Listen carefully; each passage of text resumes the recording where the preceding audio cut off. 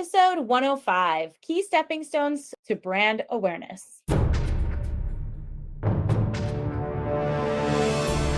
Welcome to the PR Playbook Podcast, the only podcast giving you actionable skills and advice you need to execute a strategic PR program. Warning: what you hear next may lead to brand awareness and increased sales and customer exposure. Now here's your host, Rinjini Joshua.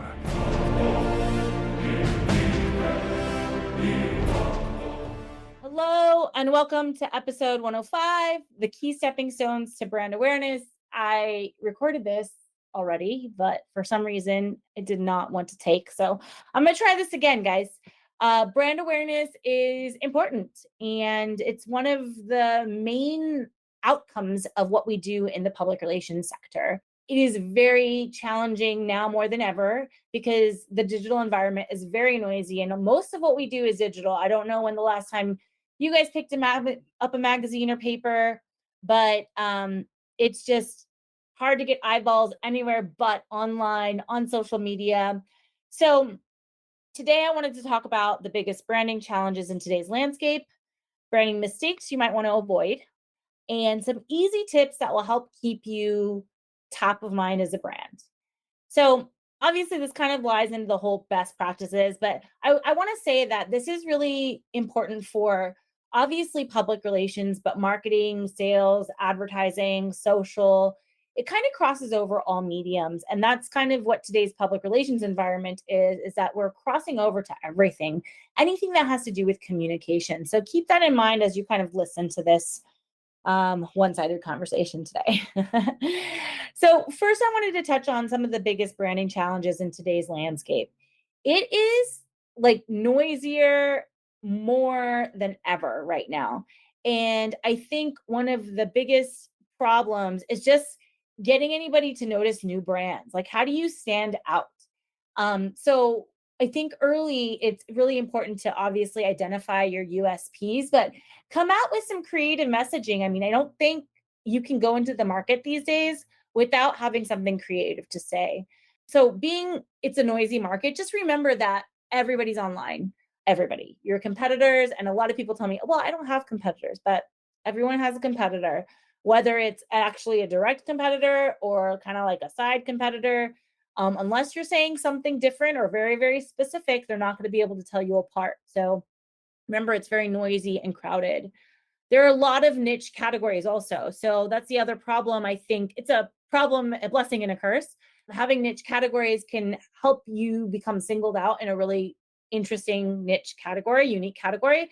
But also, I feel like people are getting like overwhelmed with these categories and subcategories and things like that. So you just have to be really careful about how you want to play in the marketplace. And is it worth carving out a new niche, or is it worth joining an existing category? And how are you going to differentiate yourself there? Another thing is that people are spending more money than ever, whether it's Google advertising, Google SEO, Facebook advertising, advertising on Amazon, affiliate programming. I mean, you have to understand LinkedIn advertising. I mean, we are being retargeted over and over again. Nothing's private, nothing's secure. So advertising is a big play. So how can you stand out in a market where advertising dollars are ruling right now? And that's something that is really interesting. And that's why public relations, I think, is so important.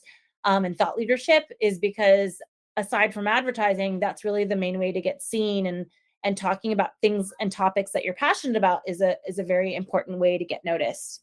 The last thing is it's difficult to weed out the good from the bad. So I think there's a lot of market frustration when it comes to figuring out who's a bad actor and who's a good actor. So my advice to you guys would just be good. Be good starting out, and be transparent, and try not to trick people. I think you're going to get found out and it's going to bite you in the end. And I know there's a fake it till you make it kind of culture sometimes, but there's a certain amount that you can fake and a certain amount that is just going to get you caught up in the wrong space. This leads me to going into branding mistakes you want to avoid. So the first thing that's very important to me, especially when it comes to public relations, is the big mistake is making your messages too vague. creating a vague message so that you can play in a lot of different markets. It might sound good to begin with so that you don't weed yourself out of any competitive sales tactics.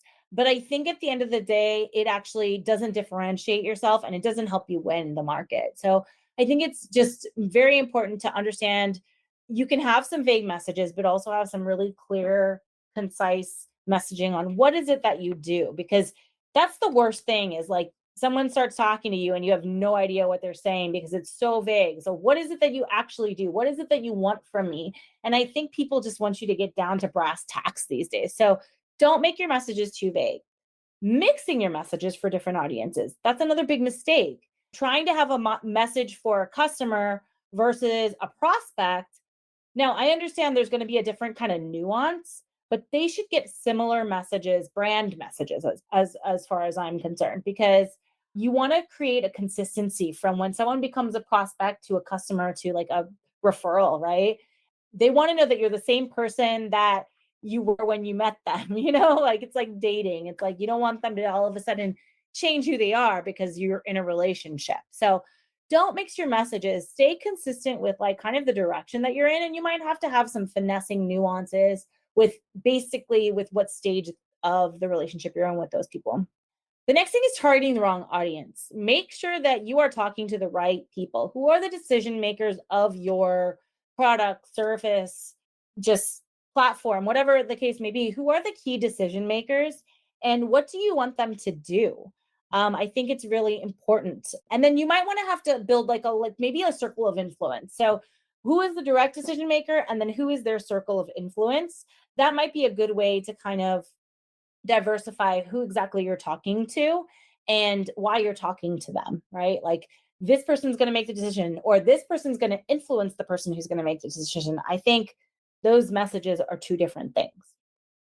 Another really key important thing is not proofreading your copy or content. So whether it's your website, your social media, your email marketing, make sure you look professional, make sure you're not too casual. I mean, I guess that's a whole different thing, but proofread your content so you're saying what you want to say. And I could be guilty of this. I mean, we've all been guilty of like just using the wrong letter, saying the wrong word, saying two of the same words, duplicating our words. I think just the more you can be succinct, concise, and direct is the better. So always proofread your copy. You don't want it to come across not the way you intended. Now, I'm going to go into some easy tips that will keep you top of mind. So, first and foremost, identifying your unique selling proposition, your USP, whether you're selling, whether you're communicating, whether you're educating, what is it that you want the audience to get and gain from what you have to offer? Identify that. I know it's sometimes very difficult. I typically use the kind of metric of first, better, best. Are you first at something, better at something, or best at something? And if you can identify what that looks like, then that could be a really good starting point. Number two, there is no reason you should not have a branding deck. Everyone needs to have a branding deck, colors, fonts, logo. That is a basic branding deck. A more advanced branding deck would probably have some messaging in there, key messages, taglines, vision, values. But everyone should have a basic branding deck that includes logos, fonts, and colors. You want to represent a similar brand on social, your marketing, your advertising, your landing pages, your website, your public relations, your media kit. Everything should look like it's cohesive and that it connects. Having a tagline is my next kind of best practice. It's nice to have a tagline that you can kind of anchor to all of your messaging that also helps you anchor the direction of your company and the intention of what you're doing. I think having a tagline that can go across marketing, sales, business development, and public relations is really important.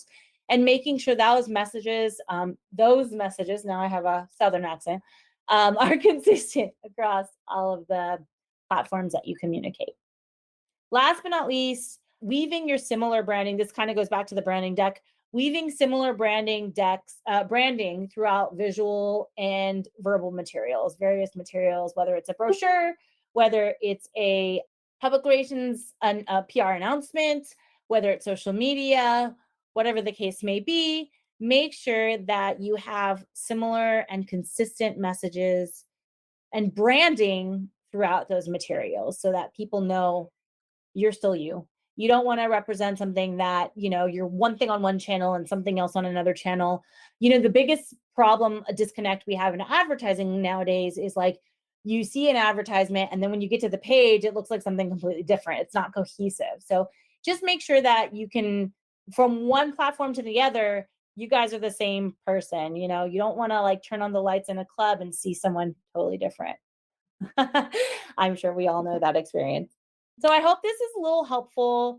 Stepping stones of brand awareness. Obviously, public relations, brand awareness is very important for us, and having consistent messaging, branding, values, and just being able to drive, I guess, repetition when it comes to a brand is really the way to stand out. Also, longevity, right? Like you want to keep this going for a long period of time. So if you think branding is a short game, or PR is a short game, or marketing is a short game, you can't try it out for 3 months and expect it to work long term. It's something you really have to invest in, whether it's your time or your money or your effort, over the entirety of what you do with your business. So make sure that's consistent. If you're going to change it, communicate those changes with everybody.